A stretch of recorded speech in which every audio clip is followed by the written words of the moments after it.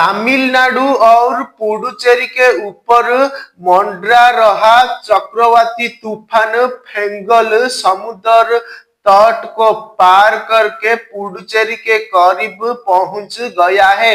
इसके अगले 6 घंटे में धीरे धीरे पश्चिम की ओर बढ़ने और तमिलनाडु और पुडुचेरी के उत्तरी तट पर कमजोर होकर एक गहरे दबाव में तब्दील होने की संभावना है।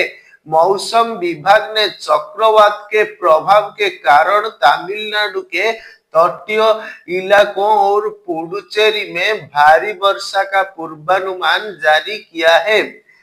चेन्नई, इसके आसपास के जिलों और पुडुचेरी में चक्रवात के कारण शनिवार को पूरे दिन बारिश हुई, जिस कारण बस, ट्रेन और हवाई सेवाओं सहित सार्वजनिक परिवहन प्रभावित हुआ। तमिलनाडु के तटीय और पुडुचेरी के संवेदनशील क्षेत्रों में रहने वाले लोगों को रेस्क्यू टीमों द्वारा सुरक्षित आश्रयों में स्थानांतरित किया गया। भारतीय सेना की चेन्नई गैरिसन बटालियन को पुडुचेरी प्रशासन ने शनिवार देर रात करीब 1 बजे बाढ़ वाले क्षेत्रों में बचाव प्रयासों के लिए बुलाया।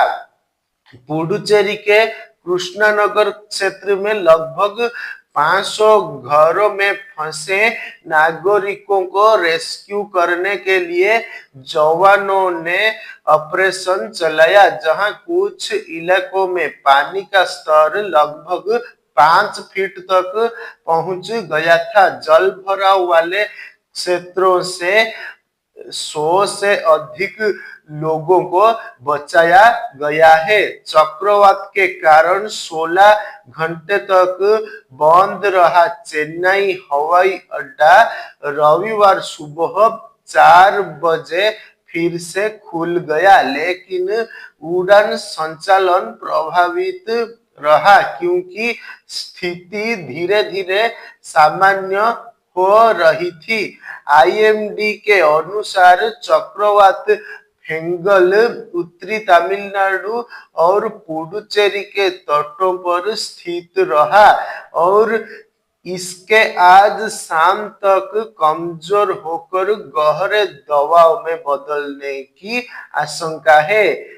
साइक्लोन फेंगल से जुड़े और अपडेट। फेंगल धीरे धीरे पश्चिम दक्षिण पश्चिम की ओर बढ़ रहा है और इस वेदर सिस्टम की चेन्नई और कराईकल में डॉप्लर वेदर राडार द्वारा लगातार निगरानी की जा रही है।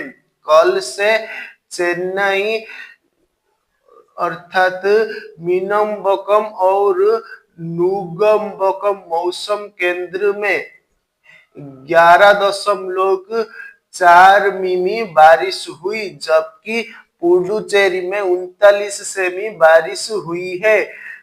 कुडालोर में 8.3 सेमी बारिश दर्ज की गई है। चेन्नई एयरपोर्ट पर 55 उड़ानें रद्द करनी पड़ी, जबकि 19 अन्य उड़ानें डाइवर्ट की गई। इनमें घरेलू और अंतर्राष्ट्रीय दोनों उड़ानें शामिल हैं। चेन्नई और उसके आसपास के अस्पतालों और घरों में पानी भर गया, जबकि लोगों ने फ्लाईओवर और उनके नीचे की जगहों को पार्किंग स्थल के रूप में इस्तेमाल किया। दूसरी ओर शहर में बारिश से जुड़ी अलग अलग घटनाओं में बिजली का करंट लगने से 3 लोगों की मौत हो गई।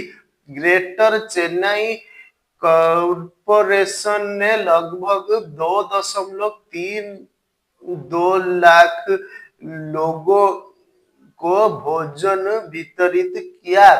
8 राहत शिविरों में निचले इलाकों के लगभग 200 लोगों को रखा गया।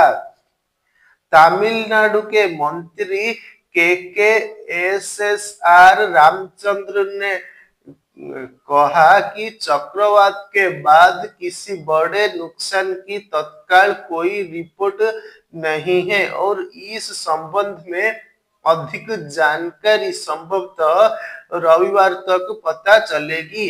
मुख्यमंत्री एम के स्टालिन और उनके डिप्टी उदयनिधि स्टालिन ने चक्रवात से निपटने के लिए की गई तैयारियों की समीक्षा की और मौके पर निरीक्षण किया। एम के स्टालिन ने जमीन स्थिति का आकलन करने के लिए उत्तरी जिलों के जिला कलेक्टरों और शीर्ष अधिकारियों के साथ एक वर्चुअल बैठक की और चेंगलपेट जिले में एक राहत शिविर में ठहरे प्रभावित लोगों से बात की।